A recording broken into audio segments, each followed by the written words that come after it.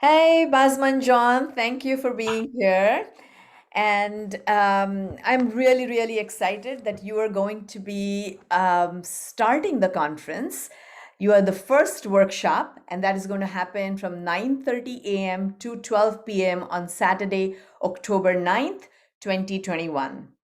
And you know why we have yours the first? Because you are so engaging and you're filled with so much energy, and we don't want our participants to feel that they are not in person. And that's the reason Basma and John get to go first. Oh, Tell us a little bit about yourself and a little bit about the workshop you're going to conduct for us. Okay.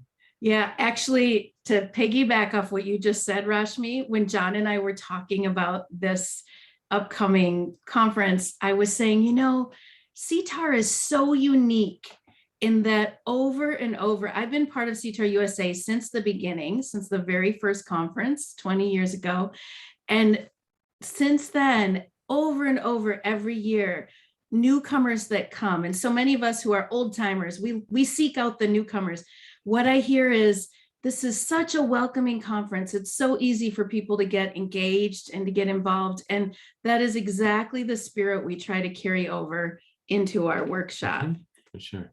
Yes, absolutely. So we're super excited to get it launched and get it going, and we're excited to meet and work with new folks. And one of the things that John and I enjoy too, yeah, those that know us know that we're not just work partners occasionally, but also life partners. And we really truly see the world as like one big nonstop experiential learning opportunity. And so we try to, in our workshop, just sort of capitalize on that experience and try to give participants in that co-created learning environment the opportunity to both recognize new learning moments for intercultural development and capitalize on those learning moments. And those that can be those connections that happen can be between new people, maybe new ideas, maybe across lived experiences. But that's one of the ways that we try to incorporate that. And we feel that the workshop facilitators and trainers, their role, whether it's us leading a workshop or our participants going out leading their own programming, is really the role is to create this feeling and this bond and this connection we feel through the experiential approach. That's one really positive way that they can do it. So we're excited to do that ourselves. That's perfect. So, what are people going to gain out of Intercultural Playground? It's such an interesting, you know, We were topic. trying to remember this morning, like who came up with that title? Was that me? Was that you? Where did that come from? But well, part of what they'll gain depends on what they bring, right? Mhm. So everyone's going to show up, and we very much feel that every training experience is about the people in the room and what everyone contributes. But our goal is to facilitate several different experiential learning activities. Over this past 18 months, like so many of our fellow colleagues, we have learned more and more about adapting our work to the online environment and still keeping the spirit of it and the energy and finding new and creative ways to do that. And so, given the constantly changing environment we're in now, and this online experience with the master workshops, what we hope to do is through actually participating in these activities in our adapted format online, we will also have the chance as a workshop community to talk about different environments and different ways if people do have the chance to do some of these things in their own work in person, online, with different audiences. So we're always focusing on the ways that people can take what we do and make it relevant to their own work. Okay.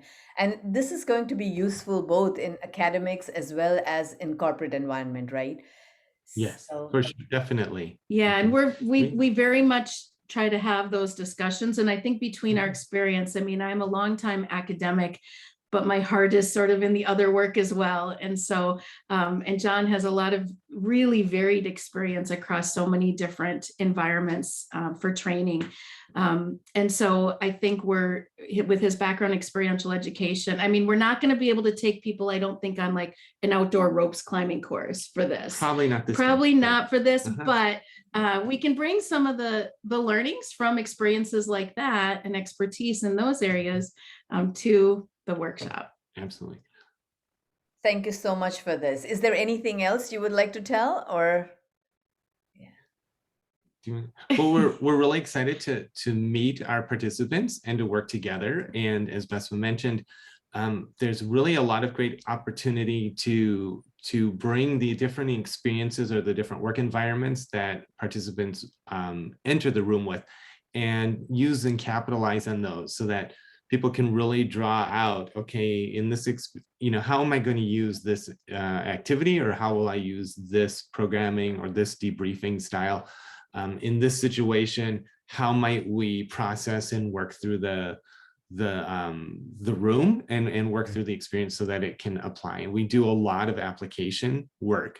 So it's not just coming in and playing games and leaving, but really, how can you use this back in your own work site? Playground with reflection. Playground with reflection. Yes, Perfect. And I'm so excited. I just want to say to my SIETAR friends out there and the new ones that I'll meet at this weekend conference, every year SIETAR is like a family reunion where also new relatives you didn't even know you had show up. And so we're both really pumped Absolutely. to just sort of be in community together and talk about the work we do and try to make this world a more equitable and inclusive place for everyone through our work. Mm-hmm. Yes. And to get to see people on the Remo platform in the hangout rooms. Remo, we love Remo. Yeah.